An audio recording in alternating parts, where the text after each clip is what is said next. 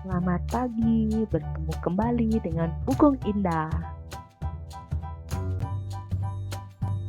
Materi kita hari ini yaitu tentang perkembangbiakan tumbuhan secara vegetatif.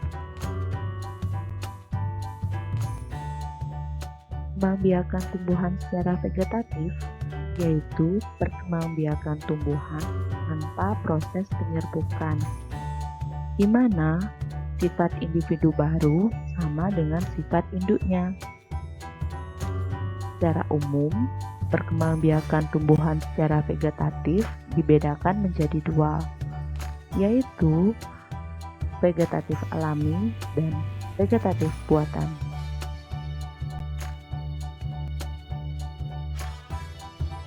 Khusus hari ini, kita akan membahas perkembangbiakan vegetatif alami.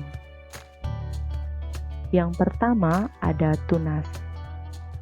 Tunas akan muncul dari pangkal batang induknya. Tunas tidak bergantung pada induknya. Jadi, jika induknya mati, tunas masih dapat tumbuh dan berkembang. Contoh tanaman yang berkembang biak dengan tunas yaitu pisang, bambu, tebu, dan nanas.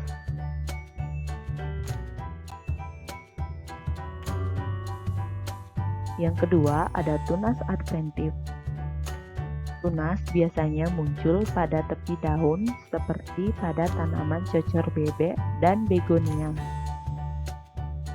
Ada pula tunas adventif yang muncul dari akarnya seperti pada tanaman sukun, cemara, dan keseme. Nah, pada gambar ada cocor bebek dan cemara.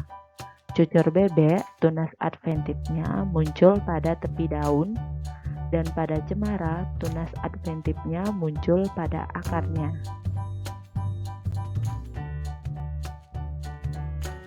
Yang ketiga ada akar tinggal atau rizoma. Akar tinggal adalah batang yang tumbuh mendatar di dalam tanah, berruas-ruas dan berbuku-buku.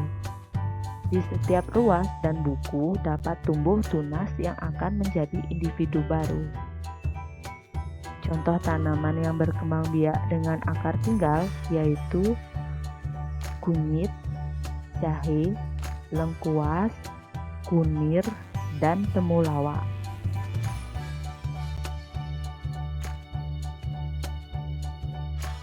Yang keempat ada geragih atau stolon.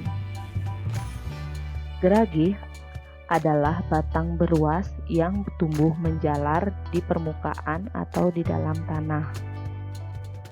Pada ruas-ruas batang terdapat akar yang akan menjadi tunas baru. Tunas ini akan tumbuh menjadi individu baru. Nah, ini contoh gambarnya. Pada ruas-ruas batang tumbuh akar yang akan menjadi tunas baru. Tanaman yang berkembang biak dengan geragih antara lain stroberi, rumput teki, pegagan, dan eceng gondok.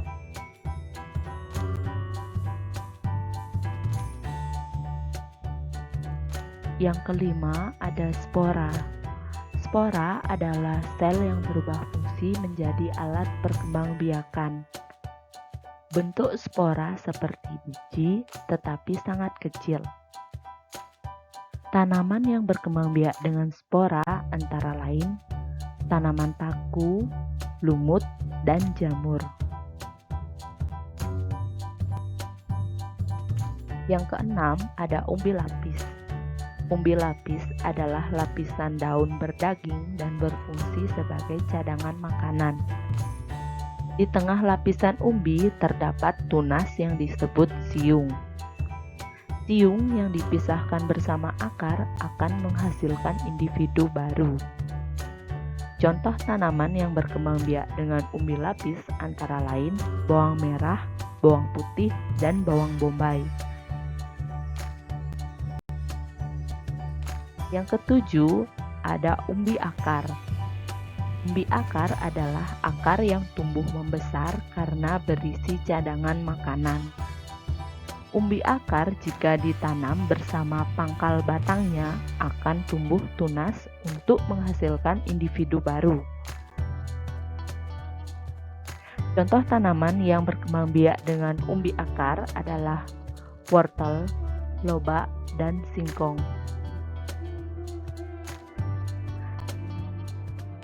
Terakhir adalah umbi batang. Umbi batang adalah batang yang tumbuh di bawah tanah dan ujungnya menggembung membentuk umbi.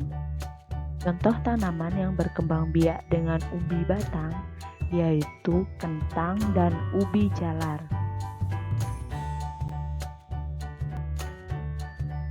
Demikian materi yang dapat Bu Gung Indah hari ini. Semoga bermanfaat. Jangan lupa untuk di-like, komen, dan subscribe. Sampai bertemu di video pembelajaran kita selanjutnya.